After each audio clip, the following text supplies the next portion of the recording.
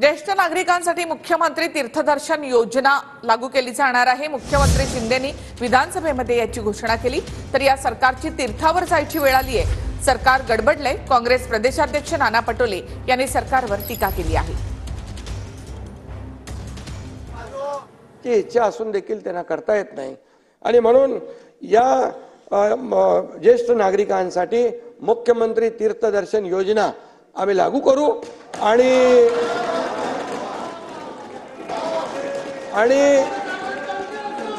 त्याचाही आशीर्वाद सरकारला मिळेल। तुम्हाला थोडा मिळेल, आम्हाला जास्त मिळेल।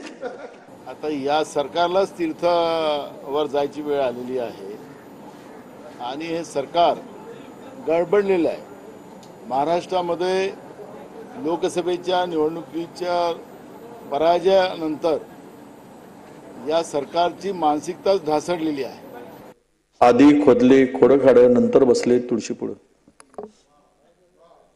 ते काय कळलं नाही, कळलं नाही ते आधी बसले काय विसरले।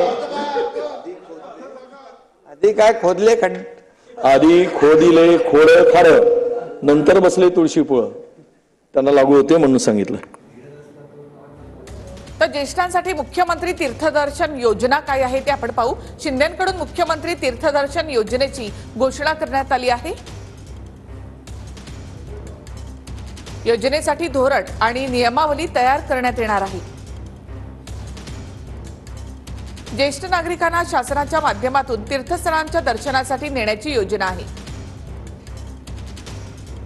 आवर्तन पद्धतीने ऑनलाईन अर्ज मागवून योजना राबवली जाईल।